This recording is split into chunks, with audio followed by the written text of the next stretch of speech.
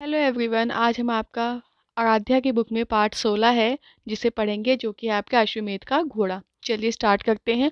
आश्रम में घोड़े का प्रवेश, मतलब कि आश्रम में घोड़े की एंट्री हो गई, मतलब कि घोड़ा आ रहा है। ठीक है। तो कुश बोलता, आहा कितना सुंदर घोड़ा, भैया लो भैया इधर आओ, देखो कितना सुंदर घोड़ा हमारे आश्रम में आ गया, आओ इन्हें इसे पकड़े। तो कुश क्या कहता है कि भैया, उसका भाई कौन है? लव। आप लोगों ने रामायण देखी होगी, रामायण में लव और कुश को तो जानती ही है सब। तो कुश बोलता है कि भैया देखो, लव भैया को बोलता है कि कितना सुंदर है, चलो हम इसे पकड़ते हैं, हमारे आश्रम में आ गया है और कितना सुंदर है, तो हम इसे पकड़ते हैं। तो लव बोलता है, कुश घोड़े को मत छोड़ना, देखो यह इधर ही आ रहा है, हम पेड़ के पीछे छिप जाते हैं, घोड़ा इधर आएगा तो पकड़ लेंगे। तो लव क्या कहता है कि कुश घोड़े को मत छोड़ना, हम कहाँ छिप जाते हैं? पेड़ के पीछे, और अगर आएगा तो हम पकड़ लेंगे। ठीक है। कुश बोलता है कितना समीप आ गया है यह, इसे पकड़ लेंगे, इस पर सवार होकर सारा वन प्रांत घूमेंगे। क्या कहते हैं? कितना समीप आ गया है, मतलब कितना निकट आ गया है, मतलब पास में आ गया है ये। तो अभी हम क्या करेंगे? इसे पकड़ लेंगे और इस पर सवार होकर, मतलब कि इस पर चढ़कर क्या करेंगे? राज्य को घूमेंगे। ठीक है, वन और राज्य को घूमेंगे। ठीक है। वन और प्रांत मतलब कि हो जाएगा आपका राज्य, राज्य और जंगलों में घूमेंगे, मतलब कि जो भी उनका वन है। ओके। चलिए, अब लव बोलता है, लो यह पकड़ा। कुश, इस पर तो सोने की काठी है, लाल कपड़े की है, झूल भी कितनी सुंदर, अरे इसके गले में एक पत्र भी लटक रहा है। तो वो क्या कहता है लव, जब उन्होंने पकड़ लिया तो वो कहते हैं कि तो सोने की काठी है, मतलब कि जो घोड़े के ऊपर जिस पे बैठते हैं ना, वो कैसा है? सोने की काठी है। और लाल कपड़े क्या है? लाल कपड़े की है, झूल भी कितनी सुंदर, यहाँ आपको दिख रहा होगा घोड़े पे लाल कपड़ा। ठीक है। इमेज में देखिए तो ये कितना सुंदर है। ठीक है। इसके गले में क्या है? इसके गले में एक पत्र भी लटक रहा है, घोड़े के गले में आपको देख रहे हैं तो पत्र भी लटक रहा है। नैपथ्य से आवाज, छोड़ दो छोड़ दो, अश्वमेध का घोड़ा है, ऋषि पुत्रों इस घोड़े को मत पकड़ो, सैनिकों का प्रवेश। फिर क्या आते हैं? सैनिक आते हैं और सैनिक क्या कहते हैं भाई? कि छोड़ दो, छोड़ दो, क्योंकि यह कौन सा घोड़ा है? ये अश्वमेध का घोड़ा है। ऋषि पुत्रों, क्योंकि वो आश्रम में थे तो ऋषि के पुत्र को इसे छोड़ दो। कौन कहता है? तो सैनिक कहता है। लव बोलता है, क्यों नहीं पकड़ेंगे, हमने तो घोड़ा पकड़ लिया है, हमें यह घोड़ा अच्छा लगता है, हम इसे अपने पास इसी आश्रम में रखेंगे। लव ने क्या कहा कि यह तो हमें पसंद है, हम इसे नहीं छोड़ेंगे। तो सैनिक कहता है, अब तुम्हें कैसे समझाऊं, ये अयोध्यापति महाराज श्री रामचंद्र जी का घोड़ा है, तुम व्यर्थ ही युद्ध को निमंत्रण दे रहे हो। तुम यह घोड़ा पकड़ोगे तो तुम्हें राजा रामचंद्र जी की सेना से युद्ध करना पड़ेगा, घोड़ा छोड़ दो। तो सैनिक क्या कहता है कि तुम व्यर्थ में ही, मतलब कि बेकार में ही क्या कर रहे हो? निमंत्रण दे रहे हो। किसे? किसे निमंत्रण दे रहे हो? मतलब किसे बुलावा दे रहे हो? तो युद्ध को, क्योंकि अगर युद्ध होगा, अगर उसे पकड़ लिया तो क्या करना पड़ेगा? श्री रामचंद्र जी के घोड़े से क्या करना पड़ेगा? तो युद्ध करना पड़ेगा। कौन कहता है ये? सैनिक कहता है। तो लव कुश दोनों बोलते हैं, घोड़ा छोड़ दो, घोड़ा लव कुश से कहता है घोड़ा छोड़ दो, घोड़ा छोड़ दो, बस यही रट लगा रखी है, युद्ध से कौन भयभीत है, हम युद्ध करेंगे। लव कुश क्या कहते हैं कि छोड़ दो क्यों करे जा रहे हो, युद्ध से डरता कौन है, हम तो नहीं डरते, आ जाओ हम युद्ध करेंगे। ठीक है। तो सैनिक कहता है, हम हाथ जोड़कर प्रार्थना करते हैं वीर बाल को, घोड़ा छोड़ दो। तो सैनिक क्या करते हैं? उनसे प्रार्थना करते हैं, मतलब रिक्वेस्ट करते हैं कि भाई वीर बाल को, तुम बहुत वीर हो, पर इस घोड़े को छोड़ दो। ठीक है। चलिए आगे देखते हैं। लव बोलता है, नहीं कभी नहीं कुश, घोड़े को वट वृक्ष से बांध दो और युद्ध के लिए तैयार हो जाओ, पहला तीर मैं छोड़ता हूँ। लव क्या कहता है कि घोड़े को किससे बांध दो? वट वृक्ष से बांध दो, पर घोड़ा हम नहीं छोड़ेंगे। वृक्ष मतलब बेटा पेड़ होता है, और वट वृक्ष मतलब बरगद का पेड़। ठीक है।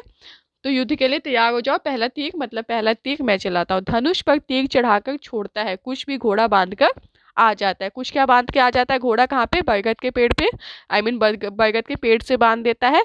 और लव क्या करता है? तो लव अपने धनुष पे तीर को चढ़ा लेता है, मतलब कमान पे जो होता है ना तीर लगा लेना, तो वो लगा लेता है। सैनिक क्या कहते हैं? सैनिक कहते हैं, ऋषिपुत्र को तुमसे युद्ध करना पाप है, आश्रम में युद्ध नहीं होना चाहिए, तुम घोड़ा दे दो, हम लौट जाएंगे। सैनिक कहते हैं कि युद्ध करना क्या है, अच्छी बात नहीं है, मतलब तुम युद्ध करोगे तो ये पाप है, पाप मतलब जो काम हमें नहीं करना चाहिए वो है ये, और आश्रम में तो हमें बिल्कुल युद्ध नहीं करना चाहिए, तुम हमें घोड़ा दो तो हम चुपचाप से चले जाएंगे। एक सैनिक कहता है, एक सैनिक उसमें से कहता है, ऋषि पुत्रों यह पवित्र यज्ञ का घोड़ा है, बालक इसे नहीं पकड़ते। क्या कहते हैं कि पवित्र, मतलब कि अभी इस पे पूछ, मतलब कि इस घोड़े को छोड़ा गया था कि ये जहाँ जहाँ तक घूमेगा वो सीमा किसकी हो जाएगी? श्री रामचंद्र जी की हो जाएगी। तो यह बहुत ही पवित्र घोड़ा है, यज्ञ का घोड़ा है, तो इसे मत पकड़ो, इसे नहीं पकड़ते। कुछ बोलता है, क्यों नहीं पकड़ते, हमने तो इसे पकड़ा हुआ है, देखे देखे तुम क्या करते हो। तो कुछ पे भी जिद पे अड़े हुए हैं कि हम तो नहीं छोड़ेंगे, देख लेंगे कि तुम क्या कर लोगे। तो सैनिक कहता है नहीं नहीं, यह घोड़ा कई शूरवीर राजा महाराजाओं की राज्य सीमा लांघ कर आया है, परंतु किसी ने इसे पकड़ने का साहस नहीं किया, तुम इसे पकड़ोगे। तो कुछ क्या कहता है, सैनिक होकर युद्ध से भयभीत होते उठाओ धनुष, मैं तीर छोड़ रहा हूँ। तो पहले तो बोल देता है कि कई सारे सैनिक, क्या बोल देता है कि कई सारे राज्य महाराजा राजा महाराजा की सीमा से होके आया, पर किसी ने इतना साहस नहीं किया, मतलब किसी में इतनी हिम्मत नहीं हुई कि इसे पकड़ ले, और तुमने इसे पकड़ दिया है। तो कुछ बोलता है कि आप युद्ध सैनिक हो के सैनिक और युद्ध से डरते हो, उठाओ धनुष। कहता है धनुष उठाओ, मैं तीर छोड़ रहा हूँ, मैं तीर चला रहा हूँ मतलब। तो एक सैनिक कहता है आह इतना तीक्ष्ण बात, अब इन्हें समझाने का अवसर नहीं, छोड़ो तीर।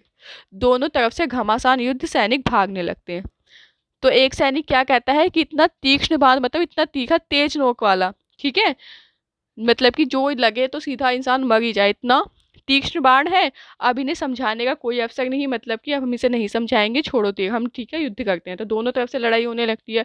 तो लव कुश देखो, ऋषि पुत्रों का बल, भाग गए कायर, चलो घोड़ों की सवारी करें। तो लव कुश क्या कहता है कि देखा ऋषि पुत्रों का बल, और सारे क्या हो गए, डर के मारे भाग गए, मतलब कि कायर थे वो लोग। और चलो अब हम क्या करते हैं, घोड़े की सवारी करते हैं। कायर मतलब बच्चों डरपोक होता है, ठीक है। दोनों भाई घोड़े पर सवार होकर चले जाते हैं। ओके, आज देखिए अब दूसरा दृश्य आता है। दूसरा दृश्य में क्या है, कुछ सैनिक है, वन तो बहुत ही घना है, या दिन में भी अंधकार है। अरे घोड़े की टाप यह आवाज इधर ही आ रही है, यह तो अश्वमेध का घोड़ा है, ये बालक इस पर कैसे सवार है, पकड़ो पकड़ो भागने ना पाए। शत्रुघ्न कहता है पकड़ो पकड़ो भागने ना पाए अश्वमेध। तो कुछ सैनिक क्या कहते हैं कि यह तो बहुत ही घना वन है, यहाँ क्या है, यहाँ तो अंधकार ही है, घोड़े की टाप मतलब घोड़े की आवाज़ यहाँ से आ रही है, तो यह कौन सा घोड़ा है, तो अश्वमेध का घोड़ा, ये बालक इस पे कैसे सवार है। तो शत्रुघ्न चूंकि श्री रामचंद्र जी का भाई है, वो कहता है पकड़ो पकड़ो भागने ना पाए, भाग ना पाए, ठीक है। अश्वमेध के घोड़े का इतना अपमान, और वह भी मेरे होते हुए, कहते कि मेरे होते हुए भी अश्वमेध के घोड़े की इतनी बेइज्जती, अपमान मतलब बेइज्जती, ठीक है। तो सैनिक कहता है अरे इनके तीक्ष्ण बाणों का प्रहार असह्य है, इतने छोटे बालकों में इतना रण कौशल। तो क्या कहते हैं कि असह्य मतलब कि जो सहन करने योग्य ना हो, मतलब कि जिसे सहा ना जा सके। और रण कौशल हो गया आपका युद्ध में कुशल होना, मतलब कि इतने छोटे बालक है लेकिन इन्हें युद्ध की बहुत अच्छी कला आती है, और यह इनके बाण तो ऐसे हैं कि जो सहन ही ना किए जा सके। कुछ सैनिक भूमि पर गिरने लगते हैं, जब वो तीर तीर चलाते हैं तो कुछ सैनिक क्या करने लगते हैं, भूमि पे गिर जाते हैं, ठीक है। मतलब वो लोग इतना तीर अच्छे से युद्ध कला में निपुण हैं कि उनके सामने कोई टिक ही नहीं पाता, कि इनके सामने तो लव कुश के। शत्रुघ्न कहता आओ मेरे सम्मुख आओ, मेरे प्रहार का सामना करो ऋषि पुत्रों, मैं शत्रुघ्न हूँ। तो अब लव कुश बोलता है कि अब मेरे सामने आओ, मुझसे मुकाबला करो तो मैं मानूं। तो कुश कहता है वह लगा तीर शत्रुघ्न के अंग रक्षक को, और वह भागा शत्रुघ्न का घोड़ा।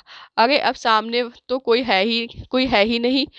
कुछ क्या कहता है कि शत्रुघ्न के अंग रक्षक, मतलब कि जो शत्रुघ्न की अंग रक्षक के लिए थे ना, उनकी सेवा कर, मतलब कि उसके आसपास उसके सेवा के सेफ्टी के लिए, सुरक्षा के लिए, ठीक है। उसको तीर लग गया, तब तो कोई सामने है ही नहीं, तो वो भी भाग गया, कौन, शत्रुघ्न। लव कहता है अब तो सब भागे, चलो आश्रम में चले, माँ को घोड़ा दिखाएंगे। कौन कहता है, लव कहता है माँ को घोड़ा दिखाएंगे। आश्रम की ओर लौटते हैं राम का अन्य सैनिकों सहित प्रवेश। अब राम भी आते हैं और अन्य सैनिकों के सहित। राम कहता है मैं अयोध्या का राजा राम ऋषि पुत्रों का प्रणाम करता हूँ, मैं तुम्हारे शौर्य का सम्मान करता हूँ, बाल को घोड़ा छोड़ दो। तो अब राम जी आते हैं, वो क्या कहते हैं, मैं तुम्हारे शौर्य मतलब मैं तुम्हारी बहादुरी का सम्मान करता हूँ, पर बालकों घोड़े को छोड़ दो। लव कुश महाराज के चरणों में दो तीर प्रणाम के लिए छोड़ते हुए, उनको प्रणाम करने के लिए क्या करते हैं, दो तीर छोड़ते हैं उनके चरणों पे। कौन, लव और कुश। लव कहता है महाराज आपके चरणों में लव कुश का प्रणाम, मतलब कि आपके चरणों में जो कि उन्होंने तीर छोड़ी थी उससे क्या करते हैं, प्रणाम करते हैं। जो यज्ञ का घोड़ा पकड़ता है युद्ध में परास्त होने पर ही उसे लौटाता है। अब हम परास्त नहीं हुए हैं, अपनी सेना को युद्ध की आज्ञा दीजिए महाराज। वो क्या कहते हैं कि जो भी घोड़ा पकड़ता है उसके साथ युद्ध होता है, और युद्ध में अगर हारता है तभी घोड़ा मिलता है, लेकिन अभी तो हम युद्ध में नहीं हारे हैं, जब तक हम युद्ध होगा उसके बाद ही हम घोड़ा देंगे। परास्त मतलब हारना, ठीक है। अभी आपने हमें नहीं हराया है, ठीक है। चलिए राम कहते नहीं नहीं ऋषि पुत्रों से युद्ध नहीं होगा, मेरी प्रार्थना पर विचार करो, घोड़ा लौटा दो। कहते हैं कि मैं आपसे प्रार्थना करता हूँ, घोड़ा लौटा दो। कुश कहता है युद्ध के बिना घोड़ा वापस नहीं मिलेगा। लव कुश तथा सैनिकों में युद्ध। फिर से लव कुश और सैनिकों में युद्ध होता है। राम जी कहते कितने शूर और तेजस्वी हैं ये बालक, अरे सेना तो पीठ दिखाकर भाग रही है, रण क्षेत्र खाली हो गया। राम जी क्या कहते हैं, ये बालक कितने हैं, शूरवीर है, मतलब कितने बहादुर हैं कि सेना ही भाग रही है। रण क्षेत्र मतलब कि ये जो युद्ध भूमि में लोग थे सब भागे जा रहे हैं। लव कुश कहते हैं महाराज अब आप ही धनुष उठाइए, हमारे प्रहार के लिए तैयार हो जाइए। क्या कहते हैं कि अब आप ही धनुष को उठाइए। जैसे ही दोनों धनुष पर बाण चढ़ाते सीता जी दौड़ती हुई आती है। कौन आती है, सीता जी आती है। कौन, श्री राम जी की पत्नी। सीता कहते हैं नहीं नहीं लव कुश नहीं, हम महाराज तुम्हारे पूज्य पिता है, इन पर बाण मत छोड़ना। तब सीता बताती है कि लव कुश श्री राम ही आपके पिता है।